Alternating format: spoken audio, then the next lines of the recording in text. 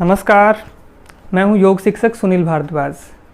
आज हम एक ऐसे टॉपिक के ऊपर बात करेंगे जिससे बहुत सारे व्यक्ति पीड़ित हैं और उस टॉपिक का नाम है यूरिक एसिड। यूरिक एसिड होता क्या है? यूरिक एसिड यानी कि जब रक्त में, जब हमारे ब्लड में अम्लता की मात्रा बढ़ जाती है, एसिड की मात्रा बढ़ जाती है, तो वो यूरिक एसिड होता है। अब इसके उपचार को जानने से पहले हम इसके काज को जानते हैं कि ऐसा होता क्यों है। अब ज़्यादातर ये उन व्यक्तियों को होता है जिनका डाइजेस्टिव सिस्टम कमज़ोर होता है, जिनका पाचन तंत्र कमज़ोर है, वो व्यक्ति ज़्यादा इस चीज़ से ग्रसित होते हैं। अब होता क्या है, हम ज़्यादा गरिष्ठ खाना खाते हैं, खासकर वो खाना जिसमें प्रोटीन ज़्यादा होता है। अब प्रोटीन युक्त खाना हमने ज़्यादा खाया, हमारा डाइजेस्टिव सिस्टम कमज़ोर है, तो वो डाइजेस्ट हो नहीं पाता है और वेस्ट प्रोडक्ट के रूप में वो यूरिक एसिड बनाता है। फिर अब वैसे तो जो हमारी किडनियां होती हैं वो इसको फिल्टर करती हैं, लेकिन हम जब ज़्यादा मात्रा में एसिडिक खाना हम लेते हैं तो वो एक लिमिट में ही उसको फिल्टर कर पाती हैं और जो बचा हुआ जो ये यूरिक एसिड है ये हमारे ब्लड में मिलना शुरू हो जाता है और ब्लड में मिलना शुरू होता है तब ये छोटे छोटे क्रिस्टल बनाता है और छोटे छोटे क्रिस्टल हमारे ज्वाइंट्स में जाकर के इकट्ठा होने लगते हैं और जब ज्वाइंट में जाके इकट्ठा होते हैं तो वहाँ पर एक तरह से स्वेलिंग आ जाती है और दर्द, वहाँ पर पेन होना शुरू हो जाता है। तो इस प्रकार से ये यूरिक एसिड का रूट काज है, हमारा डाइजेस्टिव सिस्टम कमज़ोर होना, ज़्यादा प्रोटीन युक्त खाना खाना, ज़्यादा एसिडिक चीज़ें खाना। अगर हम इन चीज़ों के ऊपर कंट्रोल, नियंत्रण कर पाते हैं तो कहीं ना कहीं हम यूरिक एसिड पे भी नियंत्रण कर पाएंगे। अब इसको क्योर करने के मैं 2 उपाय आपको बताऊंगा। पहला, हमें किन किन चीज़ों को खाना चाहिए, किन को नहीं खाना चाहिए। दूसरा, ऐसे कौन से यौगिक अभ्यास किए जाएं, वो एक्सरसाइज की जाएं जिससे हम यूरिक एसिड पे नियंत्रण पा सकें। तो हम शुरू करते हैं उन चीज़ों के बारे में कि हमें कौन कौन सी चीज़ें खानी चाहिए। उससे पहले अगर आप इस चैनल के लिए नए हैं, अगर पहली बार आप देख रहे हैं, अगर आपको लग रहा है कि ये चीज़ें आपके लिए उपयोगी हो सकती हैं तो आप चैनल के लिए जुड़ सकते हैं, चैनल को सब्सक्राइब कर सकते हैं और लगता है कि औरों के लिए भी उपयोगी हो सकता है तो आप इन चीज़ों को शेयर भी कर सकते हैं। तो कौन कौन सी चीज़ें हैं जो कि यूरिक एसिड के पेशेंट को खानी चाहिए और कौन सी नहीं खानी चाहिए, उनमें से मैं पहले बात करूंगा जो चीज़ें उसको नहीं खानी चाहिए। खासकर लिक्विड चीज़ों के ऊपर पहले मैं बात करता हूं, जैसे कि चाय है, कॉफ़ी है, ये चीज़ें इसको नहीं लेनी चाहिए क्योंकि एक तरह से एसिड और अल्कलाइन 2 चीज़ें होती हैं जिसका पीएच वैल्यू 7 से कम होती है वो एसिडिक होती हैं और जिनकी पीएच वैल्यू 7 से ज़्यादा होती है वो अल्कलाइन होती हैं। तो ये जितने भी मैंने आपको बताया, चाय है, कॉफ़ी है, कोल्ड ड्रिंक जैसे पीते हैं, अल्कोहल है, तो इनकी जो पीएच जो वैल्यू है वो 7 से कम है, तो ये शरीर में एसिड को बढ़ाती हैं और कहीं ना कहीं यूरिक एसिड बढ़ाने में एक मुख्य रोल भी अदा करती हैं। इसके अलावा दूध है, दूध से बने प्रोडक्ट जैसे कि दही है, पनीर है, ये चीज़ें भी नहीं लेनी चाहिए, ये चीज़ें भी यूरिक एसिड को बढ़ाती हैं।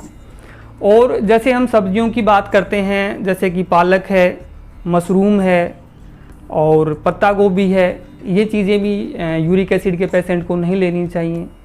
दालें हैं, दालों में भी बहुत ज़्यादा प्रोटीन होता है, दालें नहीं लेनी है। मूंगफली है, उसको भी नहीं लेना है। इसके अलावा रिफाइंड है, वनस्पति घी है। जितने भी आप मिठाइयाँ देखते हैं मार्केट के अंदर जो मिलती हैं उनमें मैक्सिमम में रिफाइंड या वनस्पति घी ही यूज़ किया जाता है, तो वनस्पति घी को भी यूज़ बिल्कुल भी नहीं करना है, यानी कि एक तरह से मिठाइयों को नहीं खाना है अगर आप यूरिक एसिड आपको हो गया है और आप चाहते हैं कि आगे नहीं बढ़े आपको। इसके अलावा जितनी भी खट्टी चीज़ें हैं वो आपको नहीं खानी है, फ्राइड चीज़ें नहीं खानी हैं, तीखी चीज़ें नहीं खानी हैं। तो इन चीज़ों का आपको परहेज़ रखना है ताकि ये शरीर में आगे आपके ना बढ़े। अब कौन कौन सी चीज़ें आपको खानी हैं उनको भी एक बार देख लीजिए। उनमें से हम पहले बात करेंगे कुछ सब्जियों की। सब्जियों में वो सब्जियां जो हल्के हरे रंग की होती हैं वो आपको लेनी है, प्रचुर मात्रा में लेनी है। जैसे घिया है, आपकी लौकी है, इसको आप लीजिए, खूब लीजिए आप इसको, इसका जूस भी आप ले सकते हैं, वो भी बड़ा कारगर होता है। खीरा है, टिंडा है, ये सब्जियां आप लीजिए। पानी आपको खूब पीना है इसमें।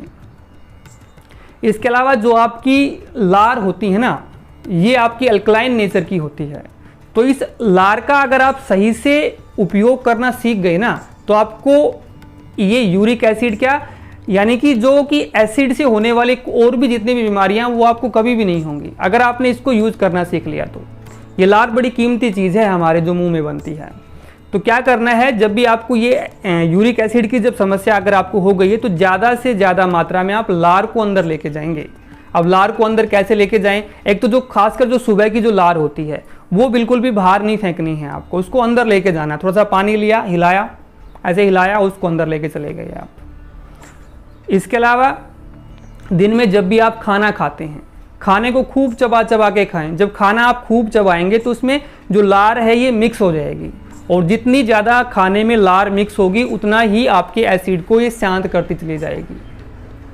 जब भी पानी पिए, पानी को घूट घूट के पिए, ऐसा करने से भी लार ज़्यादा से ज़्यादा जाएगी। यानी कि लार को अंदर लेके जाना है, और जितना ज़्यादा लेके जाएंगे उतना ही जल्दी आपका यूरिक एसिड आपका क्योर होता चला जाएगा। इसके अलावा हम बात करेंगे फ्रूट्स की। फ्रूट्स आप ज़्यादा से ज़्यादा लें, ज़्यादा से ज़्यादा अगर आप फल खाएंगे ज़्यादा मात्रा में फाइबर आपका जाएगा, तो फाइबर अंदर होने की वजह से आपका डाइजेस्टिव सिस्टम भी आपका अच्छा रहता है। और कुछ इस प्रकार के जो फल होते हैं जैसे पपीता है आपका और सेब है, ये आपके अल्कलाइन नेचर के होते हैं, तो ये ज़्यादा मात्रा में अंदर जाएंगे तो कहीं ना कहीं आपके एसिड को ये शांत कर देंगे, आपकी अम्लता को शांत करेंगे।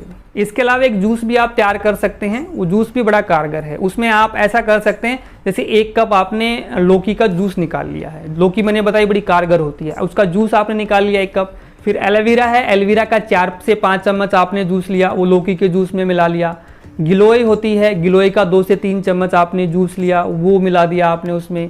तुलसी का 1 चम्मच जूस लिया, वो उसमें मिला दिया। 1-2 काली मिर्ची आपने मिला दी। तो इस प्रकार से ये अगर आप जूस लेते हैं, ये बड़ा ही कारगर साबित होता है यूरिक एसिड के पेशेंट्स को, क्योंकि ये अल्कलाइन नेचर की चीज़ें होती हैं। इनको आप वैसे भी खा सकते हैं। गिलोय को आप सुबह इतनी सी डट्ठल लेके वैसे चबा चबा खाएं। आप एलोवेरा है, एलोवेरा का गुद्दा निकाल के इतना सा पीस वो डेली आप खाएं, अल्कलाइन नेचर के होते हैं। जितनी मात्रा में आप इन चीज़ों का प्रयोग करेंगे, ये हमारे जो रक्त में अम्लता बढ़ गई है उसको ये शांत कर देते हैं। अब सेकंड नंबर पे मैं बात करूंगा यौगिक अभ्यासों की, कि वो कौन कौन से अभ्यास किए जाएं जो यूरिक एसिड के पेशेंट के लिए फ़ायदेमंद साबित हो सकते हैं। मैं यहाँ पर उन्हीं यौगिक अभ्यासों की बात करूँगा जो मैंने पहले करवाए हैं, क्योंकि परिवार में ही ऐसे कुछ व्यक्ति थे जिनको ये प्रॉब्लम थी, तो उनको ये चीज़ें मैंने करवाई हैं। तो वही चीज़ें मैं भी इस वीडियो के माध्यम से आप लोगों को बताऊँगा। तो उसमें सबसे पहले सूक्ष्म व्यायाम है हमारे। सूक्ष्म व्यायाम यानी कि ऊपर से हेड टू टो आप एक एक ज्वाइंट का सूक्ष्म अभ्यास करेंगे, सूक्ष्म व्यायाम करेंगे, वो भी श्वासों के साथ आपको करना है। जैसे ये उंगलियों के ही मैं आपको दिखा रहा हूँ यहाँ पर, इसी प्रकार से श्वास भरी, श्वास खाली, श्वास भरी, श्वास खाली करी, ऐसे ही ऊपर से कोहनी के शोल्डर के ये। तो ये आप कैसे करेंगे, अगर आपको नहीं पता है तो उसके लिए मैंने पहले एक सूक्ष्म व्यायाम के ऊपर वीडियो बना रखा है, तो उसका लिंक भी मैं इस वीडियो के अंत में मैं दे दूंगा, आप वहाँ से वो चीज़ें देख सकते हैं। तो वहाँ से आपको ऊपर से नीचे तक एक एक अंग का आपको अभ्यास करना है, श्वासों के साथ करना है, इस चीज़ का ध्यान रखें। तो पहला यौगिक अभ्यासों में सूक्ष्म व्यायाम आपको करने हैं। दूसरा आपको अनुलोम विलोम करना है। अनुलोम विलोम कितनी देर, कम से कम 10 से 15 मिनट का आपको जरूर करना है अनुलोम विलोम। अनुलोम विलोम ऐसे ही काम करता है जैसे आपने सूक्ष्म व्यायाम किया। सूक्ष्म व्यायाम से क्या किया, आपने ज्वाइंट्स को हिला दिया ऐसे करके श्वासों के द्वारा, मोमेंट आपने दे दी। उसके बाद आपने अनुलोम विलोम किया। अनुलोम विलोम क्या करता है, झाड़ू लगाने का काम करता है। 10 से 15 मिनट आपने अनुलोम विलोम किया तो जितने भी जो टॉक्सिन्स थे वो हमने लूज कर दिए थे, श्वासों के जरिए वो बाहर आपके हो जाएंगे। तो सफाई का कार्य ये करता है। तो यूरिक एसिड के लिए भी आपको 2 चीज़ें मैंने आपको बताई, एक कि हम खाने में किन चीज़ों का प्रयोग करें, किन का प्रयोग ना करें। दूसरा यौगिक अभ्यास क्या क्या हमें करने चाहिए। सिर्फ 2 ही चीज़ें मैंने आपको बताई हैं। तो जितने भी यूरिक एसिड के पेशेंट हैं वो इन चीज़ों को करें, ये मेरा अनुभूत है। करेंगे तो उनको 100% फ़ायदा होने वाला है।